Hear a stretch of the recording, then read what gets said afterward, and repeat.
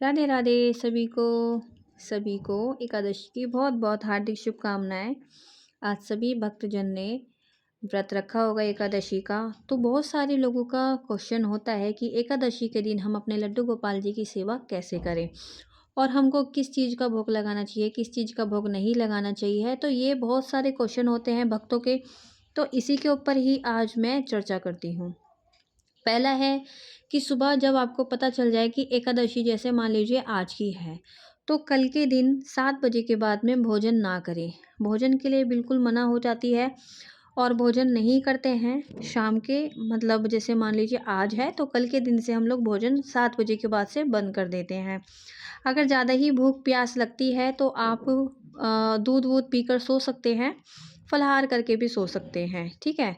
Next day जैसे मान लीजिए आज एकादशी है, सुबह मॉर्निंग में बहुत जल्दी उठ जाइए, ब्रह्म मुहूर्त पे उठना चाहिए, ठीक है। अपने पहले स्नान आदि से निर्वृत्त होकर फिर उसके बाद में अपने ठाकुर जी को उठाइए। ठाकुर जी को उठाने के बाद में अ, अपने ठाकुर जी को उठाएं, उठाने के बाद में स्नान आदि कराएं, ठाकुर जी को दूध वूध जो भी भोग देते हैं उसके बाद दे।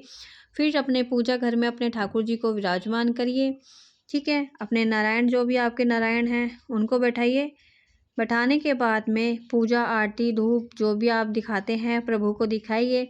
व्रत का संकल्प लीजिए कि आपको व्रत में क्या क्या करना चाहिए और क्या क्या हम करेंगे।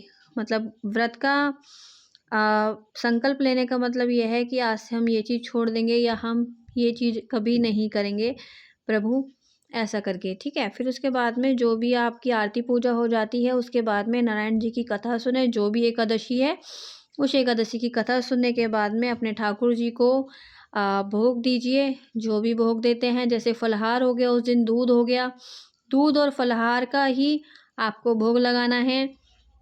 और आप मेवा भी दे सकते हैं, उसके अंदर दही दे सकते हैं और फल दे सकते हैं। भोग किस किस चीज़ का नहीं लगाया जाएगा, जैसे कि मूंग की दाल हो गई, चने की दाल हो गई, बैंगन हो गया, ठीक है। चावल तो इस दिन बिल्कुल वर्जित होता है। तो इन सब चीज़ों और सैम हो गई, ये 5 चीज़ों का भोग उस दिन बिल्कुल भी ठाकुर जी को नहीं लगता है। इससे बिल्कुल ही ठाकुर जी को इन चीज़ों का कभी भी मतलब भोग ना लगाएँ एकादशी वाले दिन, ठीक है।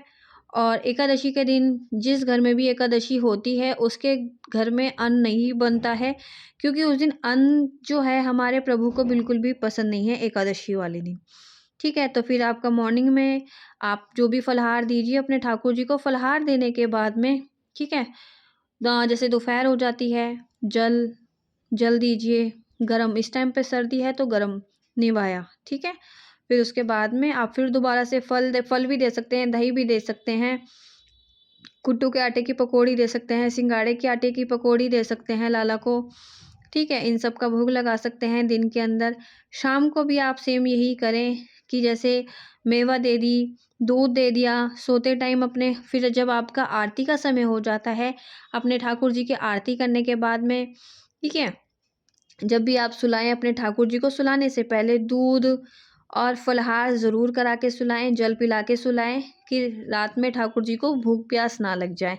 फिर भी उनके सिरहाने पे पानी और कुछ ना कुछ खाने की चीज़ें ज़रूर होनी चाहिए, जिससे कि हमारे ठाकुर जी को भूख लगे तो वो खुद से पा सकें। अब ये चीज़ हो गई है, एकादशी का दिन जो है वो ख़त्म हो गया है। अब आ जाते हैं हम द्वितीय दिन पे। फिर उसके बाद ब्रह्म मुहूर्त पे उठिए। उठने के बाद में अपने ठाकुर जी को उठाइए, स्नान कराइए और उस दिन चावल से ही व्रत खुलता है। चाहो तो आप खिचड़ी बना सकते हो, खीर बना सकते हो। खीर से भी अपने भोग खुल जाता है। पहले भी जो भी आप भोग लगाएँ सबसे पहले गऊ माता को दीजिए और हो सके तो ये जो पंडित जी होते हैं इनको भी दे सकते हो। ना दे सको तो गऊ माता को खिला दो, वही बहुत है। फिर उसके बाद में अपने ठाकुर जी को भोग लगा के आप अपना व्रत खोल सकते हैं। तो बस यही होता है एकादशी के दिन। अन्न अन्न बिल्कुल भी नहीं पसंद करते हैं हमारे ठाकुर जी। तो यही चीज़ है और 5 चीज़ मैंने आपको बताई है। मूँग की दाल, साबुत मूँग की दाल, चने की दाल, बैंगन, सैम और चावल, ठीक है? इन चीज़ों का बिल्कुल भी भोग नहीं लगता है। राधे राधे।